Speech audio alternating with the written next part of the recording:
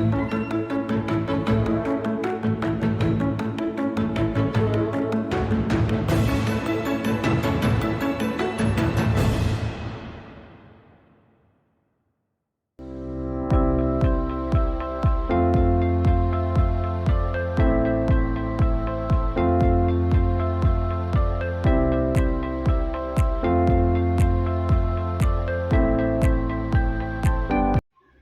Mbak. Waalaikumsalam warahmatullahi wabarakatuh.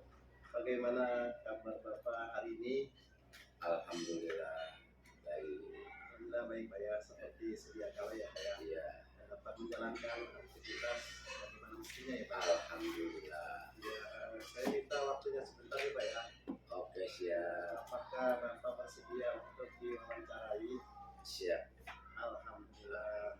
Saya ucapkan terima kasih kepada Bapak yang telah bersedia meluangkan waktunya untuk saya wawancarai. Begini Pak, sebagai calon guru penggerak ada tugas di modul 3.1 tentang pengambilan keputusan berbasis nilai-nilai kebajikan sebagai pemimpin. Nah, tugas saya adalah mewawancarai beberapa kepala sekolah tentang hal itu. Nah, dari pengalaman Bapak selama menjadi kepala sekolah tentunya ada keputusan-keputusan yang Bapak ambil. Baik Pak, ada 8 pertanyaan yang akan saya ajukan kepada Bapak. Yang pertama, selama Bapak menjadi kepala sekolah, bagaimana Bapak dapat mengidentifikasi kasus-kasus yang merupakan dilema etika atau rujukan moral? Dalam mengidentifikasi itu tentunya selama ini saya akan bertanya kepada Bapak dan Ibu guru. Ada permasalahan apa di setiap kelas yang dihadapi. Itu yang pertama. Yang kedua, barangkali saya juga masih mendengar keluhan orang tua, keadaan murid bagaimana. Nah, itulah kadang-kadang hal-hal yang timbul itu jadi bahan catatan buat saya. Coba ya. Nah, selanjutnya ya Pak ya. Selama ini bagaimana Bapak menjalankan pengambilan keputusan di sekolah Bapak, terutama untuk kasus-kasus di mana ada dua kepentingan yang sama-sama benar atau sama-sama mengandung nilai kebajikan. Jadi bagaimana menjalankan pengambilan keputusan tersebut Pak? Dalam mengambil keputusan ketika sesuatu yang dilema, tetap yang pertama saya mengambil itu pendapat dari Bapak dan Ibu guru, juga dari wali murid, gitu kan. Tetapi kalau emang dilemanya itu enggak terlalu tajam, itu bisa langsung saya ambil keputusan sendiri. Gitu. Kalau emang tajam, kadang-kadang kan perbedaan itu kan ada yang sampai ini gitu kan, bahaya lah secara ininya gitu, baik buat keadaan murid atau bagaimana. Tetap saya dalam hal ini selalu meminta pendapat dari Bapak dan Ibu guru, bagaimana cara memecahkan ada permasalahan seperti ini. Gitu ya Pak ya. Kalau boleh tahu contohnya seperti apa ya Pak yang dialami oleh murid Pak?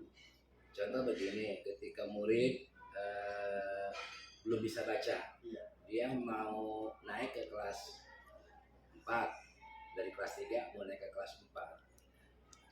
Emang di sini bagi sekolah ada masalah. Iya.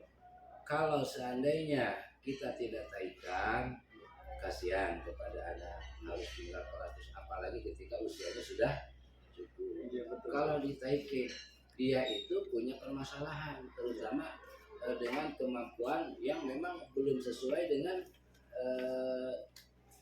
kriteria yang ditetapkan di sekolah. Iya. Untuk itu dalam hal ini saya kadang-kadang mengambil keputusan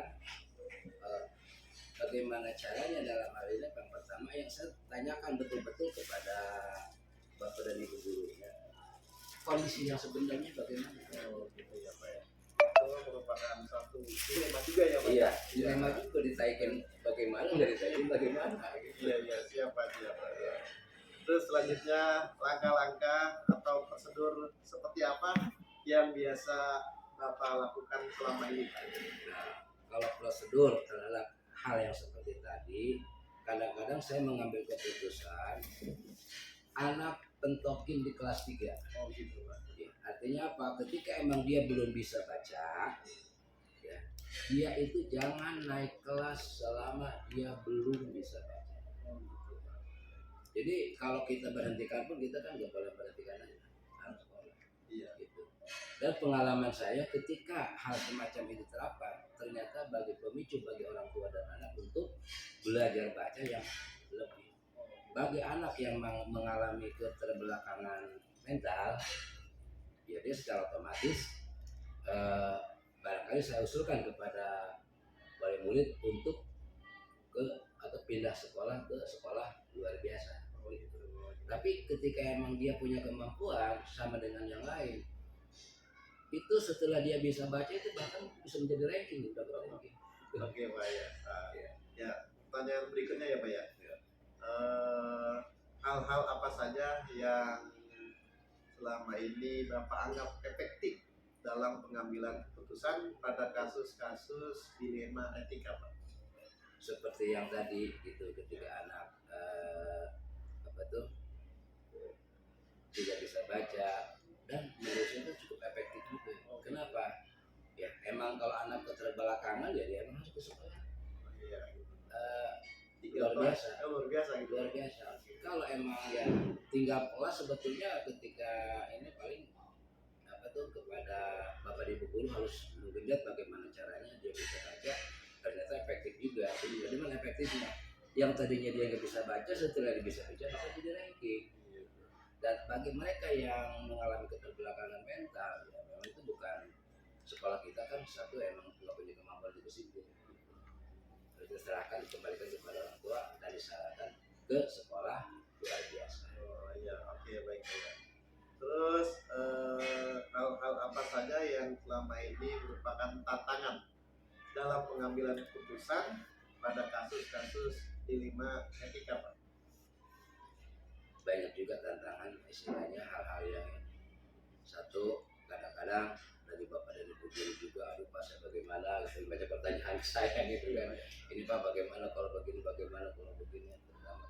Dan tantangan yang paling kebanyakan dari orang tua. Ternyata orang tua itu ketika ada anak harus mendapat, emang ya dia nggak terima. Kadang-kadang suka marah-marah juga. Gitu. Padahal tujuan kita baik ya, Pak. Tujuan kita mah supaya anak tetap belajar itu lebih semangat lagi. Semangat lagi ya. Mungkin kalau naik kelas mungkin ada syarat-syarat tertentu gitu ya. Harus. Gitu ya. Biar pemicu dia itu untuk semangat lagi belajarnya. Nah, dalam hal ini mungkin ada dua pendekatan yang saya terapkan seperti di kurikulum Merdeka, yaitu dengan sistem apa namanya itu? Sistem tahap apa itu? Oh iya.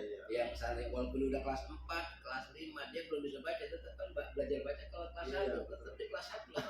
Gitu. Alur dasarnya dulu, Pak ya. Gitu, ya. Ya, oke, Pak ya.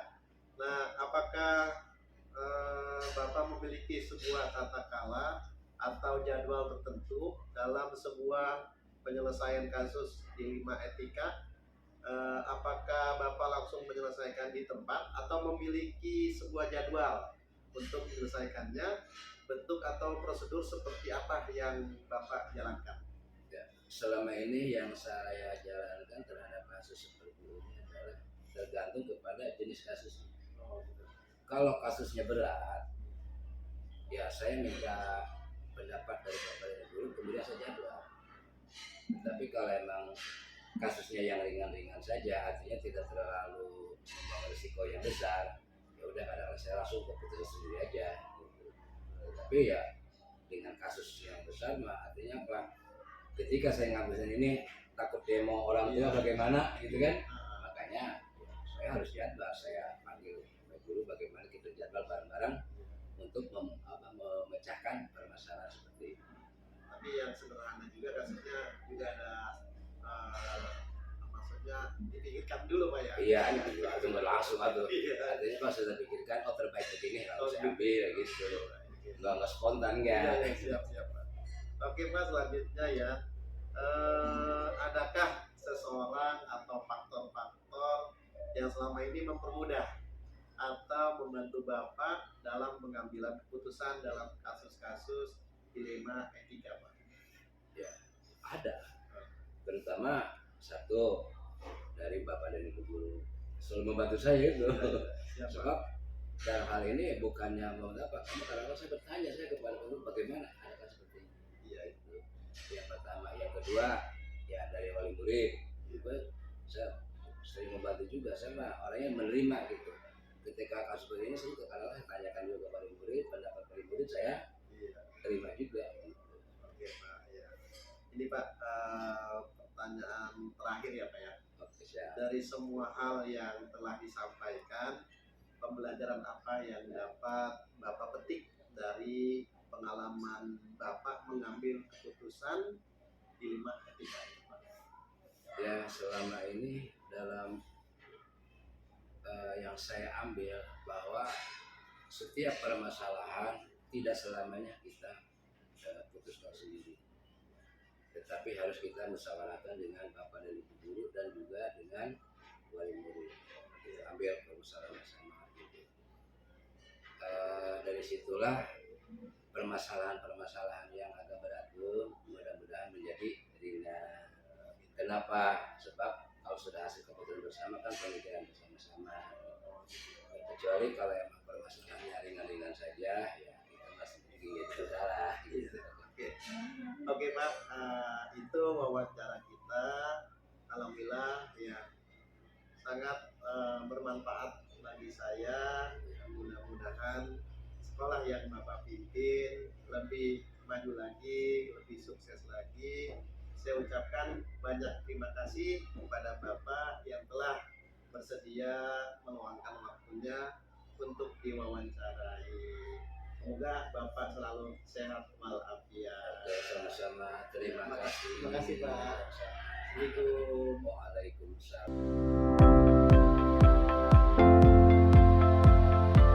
Assalamualaikum Ibu. Waalaikumsalam. Bagaimana kabarnya Ibu hari ini? Alhamdulillah sehat walafiat.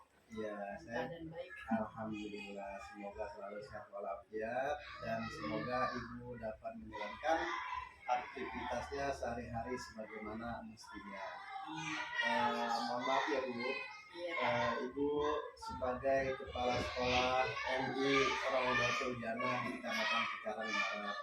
Saya minta waktunya sebentar ya Bu. Iya. Apakah Ibu bersedia untuk saya wawancarai? Bersedia sekali. Alhamdulillah, saya ucapkan terima kasih kepada Ibu yang telah bersedia dan meluangkan waktunya untuk saya wawancarai. Begini Bu, saya sebagai calon guru penggerak ada tugas di modul 3.1 tentang pengambilan keputusan berbasis nilai-nilai kebajikan sebagai pemimpin. Tugas saya adalah mewawancarai beberapa kepala sekolah tentang hal itu. Nah, dari pengalaman Ibu sebagai kepala sekolah tentunya kan ada kasus-kasus yang Ibu ambil keputusannya ya sebagai pemimpin. Baik Bu, saya akan mengajukan 8 pertanyaan kepada Ibu. Pertanyaan yang pertama Bu, selama Ibu menjadi kepala sekolah, bagaimana Ibu dapat mengidentifikasi kasus-kasus yang merupakan dilema etika dan rujukan moral Bu? Kalau menurut saya, yang pertama ada komunikasi dulu sama wali kelas masing-masing. Kalau wali kelas ada mengidentifikasi moral anak, saya ada laporan, lalu kita musyawarah bersama dulu. Udah sepakat bermusyawarah, murid siswa-siswa yang tidak masuk, siswa-siswa yang kendalanya sehari-harinya alpanya berkurang, kita sepakati bersama apakah anak itu dinaikin atau tidak diluluskan. Iya, gitu ya Bu. Berarti mencari tahu dulu ya Bu ya, Iya. tentang penyebab kasus tersebut. Iya. dengan berkoordinasi Kepada atau berkomunikasi dengan guru kelasnya ya atau wali kelasnya itu. Baik Bu, pertanyaan kedua ya Bu ya. Selama ini bagaimana Ibu menjalankan pengambilan keputusan di sekolah Ibu, terutama untuk kasus-kasus di mana ada dua kepentingan yang sama-sama benar atau sama-sama mengandung nilai kebajikan. Jadi bagaimana Ibu mengambil keputusan tersebut, Bu?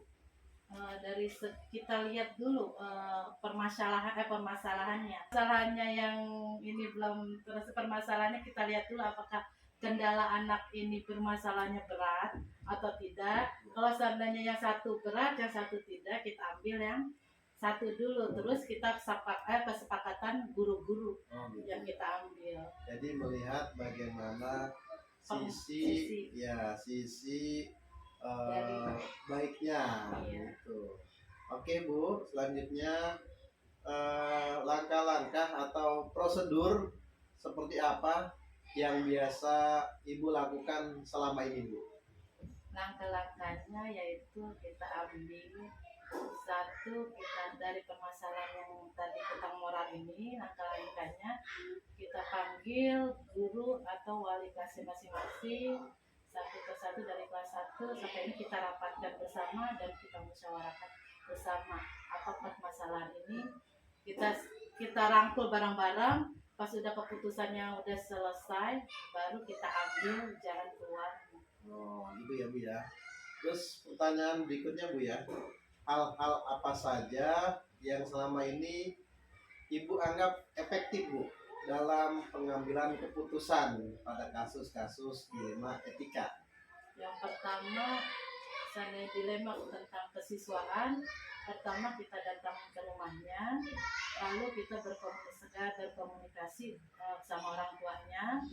Sesudah komunikasi, kadang kan anak kita sudah komunikasi sama orang tua, kadang orang tuanya kurang perhatian sama sekolah. Terus sama anaknya juga, kadang anaknya juga seandainya udah datang sama guru, masuk ke sekolah, kadang orang tuanya tidak peduli sama lingkungan sekolah. Oke Bu, jadi yang efektif itu menurut Ibu ya, yaitu berkomunikasi atau berkolaborasi dengan orang tua ya, itu yang lebih efektif ya, karena memang orang tua mengetahui ya tentang bagaimana kondisi anak, jadi kita menggali informasi lewat orang tuanya ya. Oke Bu, selanjutnya hal-hal apa saja yang selama ini menjadi tantangan ya, merupakan tantangan dalam pengambilan keputusan pada kasus-kasus dilema etika Bu? Tantangannya sih kadang anak masing-masing dilemanya. Ada anak yang lembut, takut sama guru. Tantangannya kadang kita harus mendekatkan diri kepada anak, kepada siswa. Kadang anaknya takut sama guru, ini kita dekatkan dulu, kita tahu sifat anak-anaknya. Lalu sudah tahu sifat anaknya, kita rayu, kita dekatkan biar tidak takut sama dilema. Kadang dilema pelajaran yang dia takutkan kan beda-beda anak sifatnya, ada yang lembut, ada yang takut sama guru, maka kita pendekatkan dulu kepada siswa biar karakter dia harus tahu sifat-sifat gurunya juga. Nanti tantangannya ini pendekatan ya Bu ya? Iya, pendekatan kepada siswa. Berarti kita harus ada teknik atau cara ya? Iya, cara untuk mendekatkan guru dan siswanya biar pendekatan. Oke Bu, selanjutnya Bu ya, apakah Ibu memiliki sebuah tata cara atau jadwal tertentu dalam sebuah penyelesaian kasus dilema etika? Apakah Ibu langsung menyelesaikannya di tempat atau memiliki sebuah jadwal untuk menyelesaikannya? Nah, bentuk atau prosedur seperti apa yang Ibu jalankan?